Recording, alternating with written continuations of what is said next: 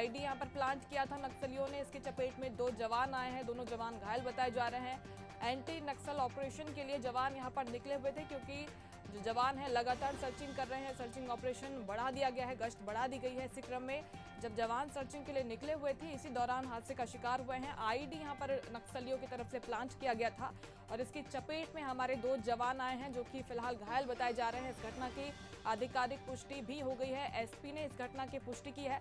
बताया जा रहा है कि नक्सलियों ने यहां पर पहले से आईडी प्लांट करके रखा हुआ था और इसकी चपेट में सर्चिंग पर निकले हुए 2 जवान आए, जो कि फिलहाल घायल बताए जा रहे हैं।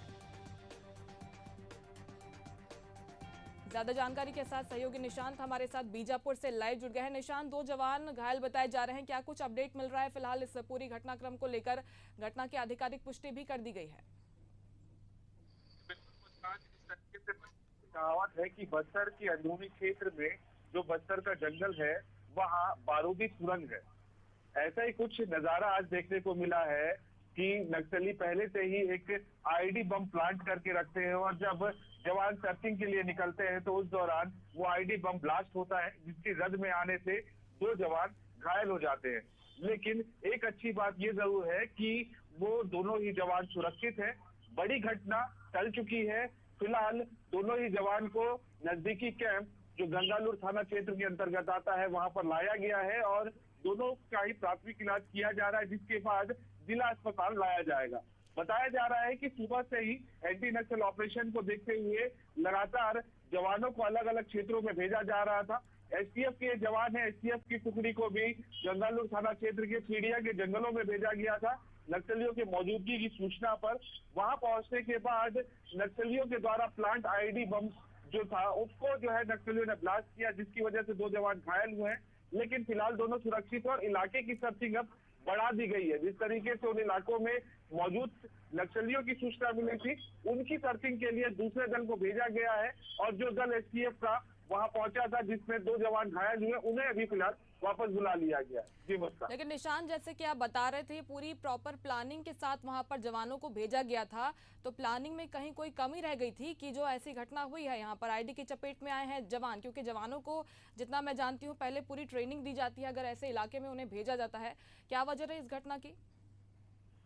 देखिए, नक्सलियों का एक सबसे बड़ा हथियार है आईडी बम, क्योंकि जवानों के पास जो हथियार है और जवानों के पास जो बम डिटेक्ट करने की मशीन है वो जितने जमीन के नीचे तक देख सकती है, उसके ज्यादा नीचे जो है जवान नक्सली आईडी बम को प्लांट करते हैं। यही वजह है कि जवान उन बमों को डिटेक्ट नहीं कर पाते हैं और कई बार जो है इस तरह की घटना को अंजाम देते हैं और सॉफ्ट टारगेट जो है वो बनाते हैं नक्सली। और अमूमन हमने देखा है और खास तौर पर 2024 में की अगर बात करें तो 50 नक्सलियों को मार गिराने में जवान सफल हुए हैं, लेकिन जो नुकसान पुलिस जवानों को हुआ है वो सिर्फ आईडी ब्लास्ट से हुआ है, आमने सामने की लड़ाई से नहीं हुआ है।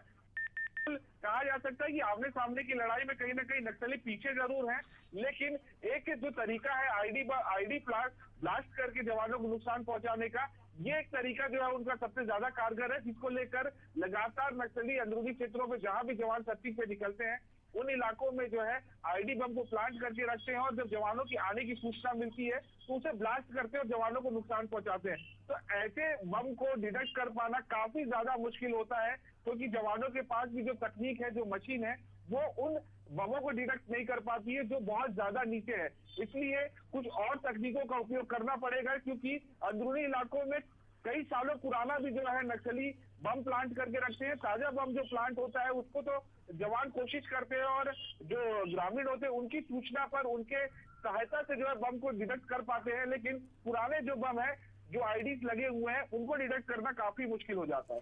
बिल्कुल, जैसे कि हमारे सहयोगी निशांत बता रहे हैं कि जवान तो हमारे मुस्तैदी से काम कर रहे हैं, लगातार सर्चिंग वहां पर जारी है, लेकिन सरकार को जरूरत है कि तकनीक के क्षेत्र में खास काम किया जाए ताकि ऐसी घटनाएं कम हो सके, नक्सलवाद को खत्म किया जा सके छत्तीसगढ़ में। बहुत शुक्रिया तमाम जानकारी के लिए निशांत आपका।